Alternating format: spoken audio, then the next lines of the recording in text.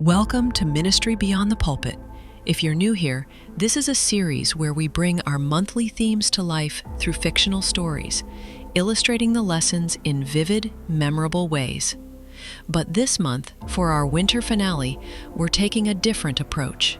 We're stepping into a real-life testimony, one of our former youth participants whose life was transformed during a pivotal period in the ministry. This is her story, her journey through a crazy thing and into a crazy miracle. It was supposed to be a regular school day. For 16-year-old Nanyamka, it started like any other. Classroom boredom, glancing at the clock, waiting for the final bell. But that afternoon, something small, almost unnoticeable, set everything in motion. She decided to leave school early, just another teenage choice. Harmless on the surface, or so she thought. She called her friends, wondering what they were up to.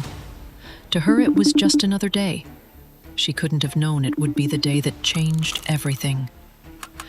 They met at a nearby McDonald's after her friends had already been out, doing things Nanyamka wanted no part of.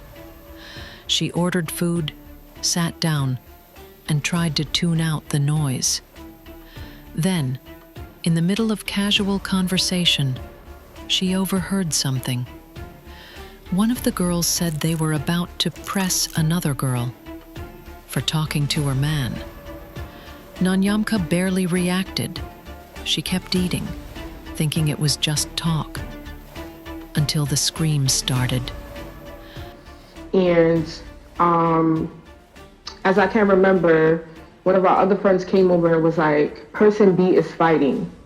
So we ran over to the fight. By the time we ran over to the fight, the McDonald's workers and everybody else was involved. We started fighting the McDonald's workers. And you could say our participation in the whole scuffle was about 3 to 5 seconds. Me and person S. So because of that, we were the last ones to run up to the fight.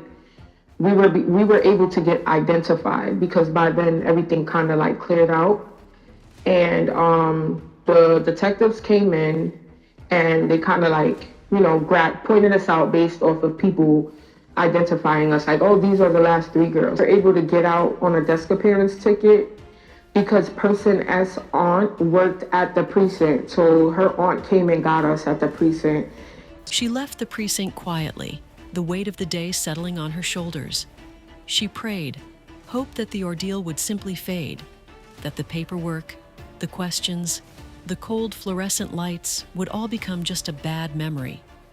But what she didn't know was that this story was nowhere near its end. The real trouble was only beginning. About a month later, like in March, we had a court date coming up. I did not let my mother know about the case. I let my older cousin know, and my older cousin was just like, she's gonna come with me to sort it out. But before the initial appearance while at a friend's home, she received a frantic call from her mom. Mom called me and was like, your brothers are saying that there's a warrant out for your arrest. And indeed, she was arrested. The charges were serious: gang assault in the second degree, assault in the second, assault in the third, harassment in the third. A list that sounded less like a misunderstanding and more like a turning point. And as those accusations were read aloud, one thing became painfully clear. Whatever she had hoped would quietly disappear was about to take on a life of its own. The first judge, he didn't really want to give us any time. He was like, they're first-time offenders, they're in high school, their academics is pretty much like, okay, like they're not like really like horrible people, like, we don't want to give them that much time. Let's try to give them like a 6-5 split, which would have been 3 months on Rikers Island and then 5 years on probation, and the DA denied everything. The district attorney, dissatisfied with the initial judge's recommendations, made a rare move, having the matter reassigned. A new judge, a new temperament, a new set of eyes now loomed over her file. It was a quiet recalibration of power, the kind that rarely makes headlines but changes everything for the person at the center of it. And for her, it meant the road ahead was no longer just uncertain, It had become unmistakably treacherous. And when we went in her courtroom for the first time, which was the same day, she yelled at us, she called us animals. She said that we were dressed very beautifully, but deep down inside we were animals. And we're looking at about 4 years. She set it off bat just by seeing the video of how the girl was beaten. And she said she needed further time to analyze the video to know who was who and who took part in what. So we had to go back to court in like a week or two. And by the time we went back to court, within those 2 weeks, she told us that she didn't see that we had like a major part in it, but she was disappointed in the fact that we were with those girls and we indulged in those behaviors like fighting and, you know, acting like animals. So it was just like an out-of-body experience, because it was just like, I'm really here for this. It wasn't nothing that I was there for, like for myself. I was there for somebody else. And my whole future, like, was just flashing before my eyes. When the case went to trial, there was cautious optimism. The original aggressor, the one who started the fight, had already received 5 years probation. With the court acknowledging Nanyamka's minimal role, it seemed they had a real chance.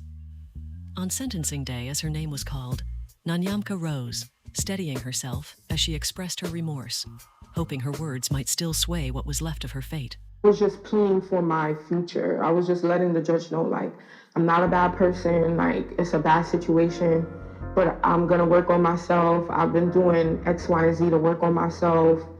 And after person S read her speech, the judge told us that we were very selfish and we were only worried about ourselves and we're not sorry. And the DA proposed 7 years. And he granted the DA's proposal of 7 years. So he sentenced us to 7 years in prison and 5 years post-release. So when he did that, I kind of like had this big outburst of like tears. It was very big. Everybody on my side, like, they were just in tears. Like, it was just one of the most traumatic experiences I've ever had in my life.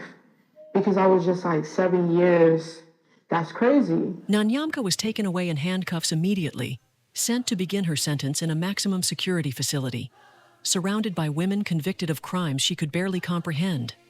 Her crazy thing thought had become a crazy thing reality. Still not even an adult, she was stepping into a world she never imagined facing. As the months passed, something unexpected happened.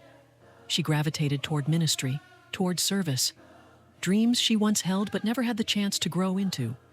One of her first assignments was in the nursery, tending to newborns born into hardship, many affected by addiction. And there, in that small, quiet room, she nurtured them, offering the gentleness she herself had been denied. One of them was addicted to meth upon his birth, and I helped raise him to a very healthy state. I would stay overnight with him, I would bathe him, I would take care of him. Years passed, and Nanyamka poured herself into service, ministering, working in the nursery, caring for others, and taking college courses to grow beyond the walls around her. Rather than dwell on the fact that she was serving time for a fight she hadn't started, she focused on letting the Lord turn her crazy thing story into a crazy miracle.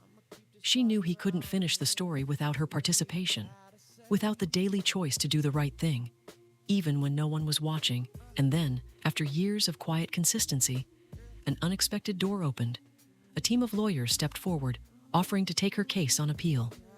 Soon she found herself standing before a new judge and the same district attorney, uncertain of what would come next, but holding tightly to the faith that had carried her this far. I remember saying, like, no matter what the decision is today, I'm gonna be okay. And I'm gonna make something of myself. And I said it to the judge, I said, I've been through so much and I feel like I've done my time. And no matter what, I'm gonna make something of myself. And the judge was like, I'm gonna hold you to your word.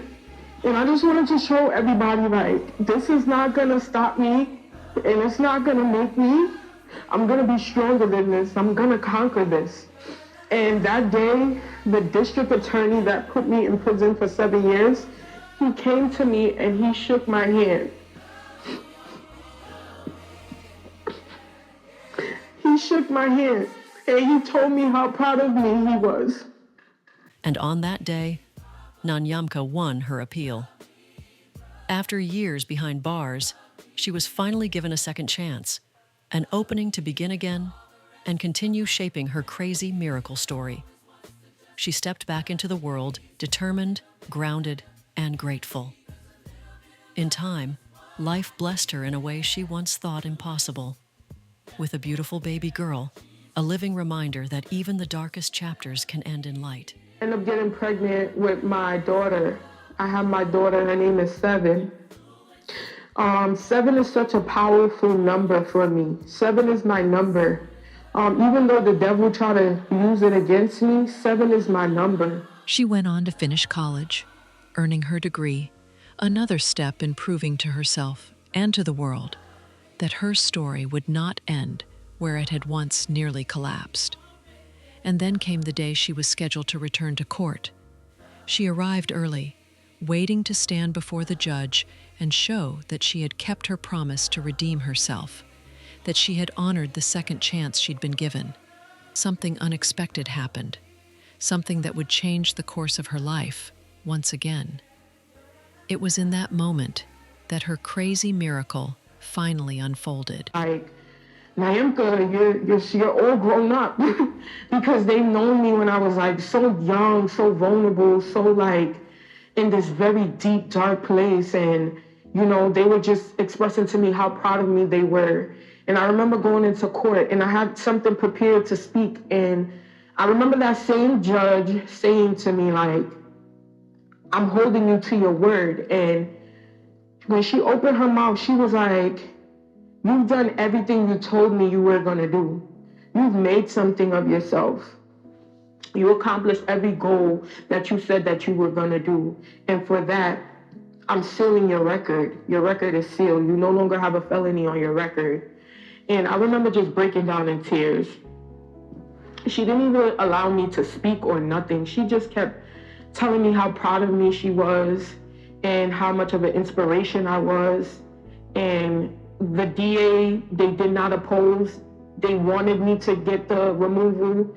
And that was like one of the best days of my life. It was a miracle indeed. In most U.S. states, violent crimes like the one Nanyamka had been convicted of are explicitly excluded from automatic or petition-based sealing. Yet she received this chance, a clear sign that what the devil had intended for evil, God had turned around for good. And it didn't stop there. With her record finally sealed, doors opened that had once been firmly closed. Nanyamka received numerous city job offers, working with impressionable youth, guiding them away from the paths she once nearly traveled. She seized the opportunity, eventually becoming a social worker. And each day that I, speak to these clients, these people that's going through a lot, like I do my due diligence of speaking life into others. Like, that's just what I'm here for. People are called to do different things. Like, my aunt, she's always like, oh, why don't you be a nurse? And I always tell her, that's not my calling. I have to do what God, I have to be obedient to God. And I know that speaking life into others, based off of everything that I've gone through, postpartum, depression, imprisonment, anything that I've gone through in this life, I have to return the favor of helping others get through it. And that is my story. That is my story. As we close this chapter of the Crazy Thing, Crazy Miracle story, one truth stands out. We all face our own crazy things. They may look different, hit harder, or linger longer, but like Nanyamka, don't give up. Hold on, keep the faith, because God has a way of turning the impossible into the miraculous. And when He does, it's nothing short of jaw-dropping. We all face crazy things, but watch this. Hold on, keep the faith, and God will turn what was meant to destroy you into a miracle so explosive it will rewrite your story, and everyone else's too.